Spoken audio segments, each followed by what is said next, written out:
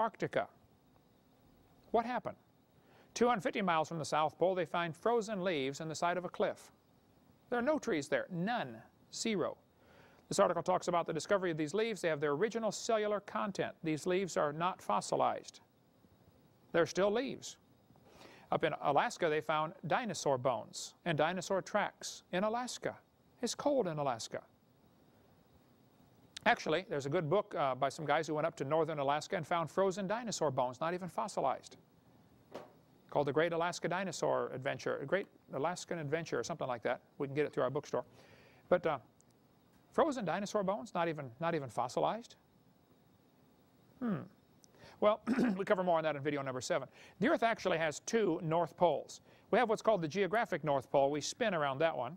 And we have a magnetic North Pole up here in Canada. Your compass points to the magnetic North Pole. Now here in Florida, it doesn't affect us because we're pretty much straight line. But if you live in Alaska, there's quite a difference. Pilots have to really watch for this angle of declination because the North Pole is not really the North Pole. And they have to allow how many degrees to change their navigation based upon, because it's pointing magnetic north, not geographic north. It appears that the Ice Age, you can look at the map here, it appears that the Ice Age is centered around the magnetic North Pole.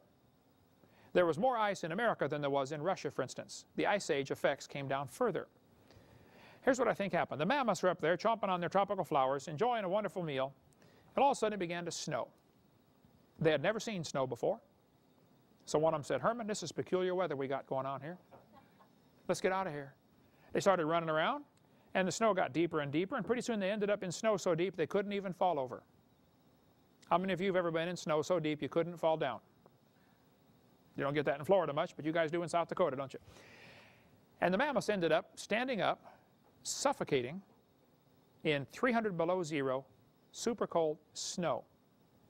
They froze in 5 hours under those conditions. Because a large chunk of meat takes a long time to freeze. You ladies know if you freeze or thaw a large turkey or something, it takes 24 hours to freeze or thaw 12 inches. Well, the mammoths are found frozen so quickly the food in their stomach is still green, still recognizable.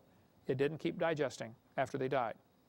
As the ice would go spreading out across the countryside, it would leave behind scratches in the rock like you see in Kelly's Island, Ohio, or all across Indiana or Illinois. There are glacial grooves. Yes, there actually was an ice age, but it wasn't millions of years ago. I think it was triggered at the time of the flood. There are basically 2 theories about the ice age among creationists. One theory says the flood caused the ice age. My theory says the ice age caused the flood. Very similar. I think the ice age actually caused the flood to start. I don't think you're going to explain 5 million mammoths perishing at one time if the ice age came after the flood, because mammoths are a little slow reproducing. It takes a couple years to have a baby mammoth, okay? And to get 5 million of them is going to take a long time. So I think the ice age had to come in and trigger the flood. Then the ice would still last for a few hundred years afterwards, but probably that was the trigger. So the Earth had these big cold spots. Cold air hits warm air, causes it to rain. It rained 40 days and 40 nights. The canopy that used to protect the Earth collapsed, and everybody drowned. The Bible says the fountains of the deep broke open.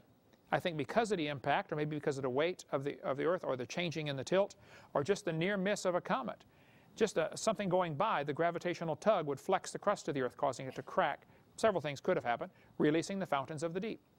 If you get the book of Jasher, we sell it in our bookstore. I don't know that this is the one mentioned in the Bible, okay? There's a book of Jasher and a book of Enoch mentioned in the Bible. There are some floating around in circulation. Neither may be legitimate. It appears the book of Enoch is actually a forgery by one of the cults who wanted to document, to say, well, the Bible says right here, certain doctrines, things that they teach. So they wrote their own book of Enoch, knowing nobody had ever found the book of Enoch. Book of Jasher may be that way too, I don't know. But it says in Jasher chapter 6, on that day the Lord caused the whole earth to shake. And the sun darkened, and the foundations of the earth raged, and the whole earth was moved violently. And the lightning flashed, and the thunder roared, and all the foundations of the earth were broken up. Fascinating book to read. If you want to get the book of Jasher, it's like $10 in our bookstore. But I think this is another description of what happened at the time of the flood. The earth actually broke apart. Something caused it. Walt Brown says the earth was stretched, over the water. I agree, but he doesn't have a mechanism. And I talked to him about it. I said, what caused the earth to crack? He said, I don't know. It just did. Well, maybe so. But I think, outer space meteor strike is one possible solution to that. So this dump of ice on the poles caused the earth to crack. That released the fountains of the deep. The rapidly spreading ice caused the Ice Age effects. It caused the burial of the mammoths. It made the earth wobble for a few thousand years, and it made the pre-flood canopy collapse. It rained 40 days and 40 nights, and the earth was completely covered by water. The Bible says in Genesis chapter 7, all the high hills under the whole heaven were covered. This is not a local flood. When I debated Hugh Ross on the John Ankerberg show for 3 hours, you know, I said, Dr. Ross, do you believe in a universal flood? No, I said, do you believe in a worldwide flood? He said, I believe in a universal flood. Now, I know what he really believes, and I thought that was a deceitful answer. I said, what do you mean, a universal flood? He said, well, it flooded Noah's little universe, which was the valley that he lived in. There was no reason to flood the whole world, he says, because, you know, why kill the penguins? They didn't do anything wrong. Well, that sounds good, but it's not scriptural, okay? The Bible says the hills were covered. The whole mountains were covered. If you shrank the earth down to the size of this 12-inch globe, all the water in the oceans would not even fill a tablespoon at this scale. I mean, I flew back over to the Pacific. I told one of the guys in my office, I said, man, the Pacific Ocean is huge. And he said, oh, that's just the top of it. That's quite a thought. But even though there's huge amounts of water on this planet, when you shrink it down to this scale, it won't even fill a tablespoon. 3 miles of water spread over the world is thinner than the paper on this globe at this scale. This is 8,000 miles across the earth. 3 miles compared to 8,000 is nothing. And if you smoothed out the earth right now, if you just smoothed it out, push the mountains down, lift the oceans up, level everything out, there's enough water out there right now to cover the earth 1.5 miles deep.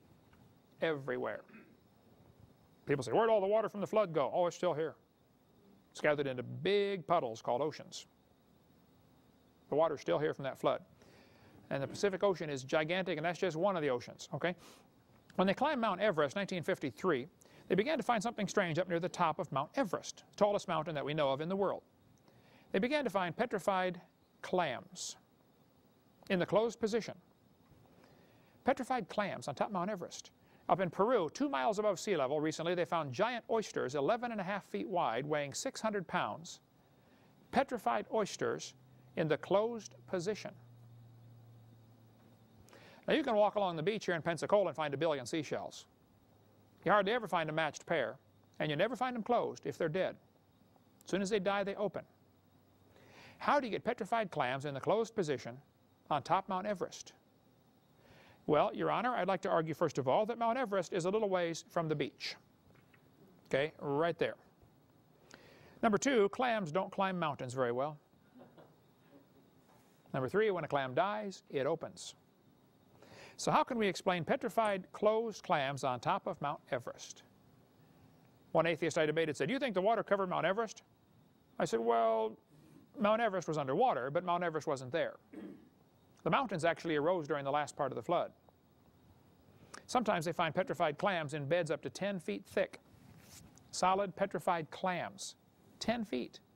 A guy in Alabama, I spoke up there in his church in central Alabama. He said, hey, you want some more petrified clams? I said, yeah. Why? He said, they're 4 feet thick in my backyard. Every time I rototill my garden, I bring up thousands of petrified clams, closed. I got a bunch of them here, little tiny ones. Petrified clams in the closed position. I think that's evidence they were buried alive in mudslides, which would happen during the flood, and they woke up dead and couldn't open. And they ended up petrified. It doesn't take long for things to petrify. Petrified eggs are found, like this picture here shows. We got 3 dinosaur eggs on the table. You can come see. Those are real petrified dinosaur eggs. Petrified jellyfish. Petrified octopus arm. Soft-bodied creatures just don't petrify today. They get eaten by somebody. Even animals don't petrify in the jungle of Africa. They get scattered all over the place. You know, the bones are dragged around, and even the bones get chewed up. What happened? Well, the Bible says the fountains of the deep broke open. I think the earth got hit, it wobbled for a while, and it cracked apart, and the water underneath that used to be there, mentioned in Psalm 136 and Psalm 24, came shooting to the surface. Then this dump of ice would cause all these effects that we talked about, and the earth, the canopy would collapse. It rained 40 days and 40 nights. We still have the scars today where the earth broke open. They're called the fault lines. And you can study earth science from this perspective, and it makes a whole lot more sense, I think. The hot water coming out from inside the crust of the earth would hit the regular water and kill critters like crazy. As the water came shooting out, it's going to lift up the basalt underneath as the continental plates slide back. As they slide back, it's going to cause what are called, it'll make what's called wrinkled mountains, folded mountains. In British Columbia, where I was yesterday, they have mountain ranges there that are obviously pushed from the end, and it's wrinkled up. Wrinkled mountains like this have to be pushed from sideways. This water came shooting out, probably would kill everything in the ocean within a few hundred miles of the cracks.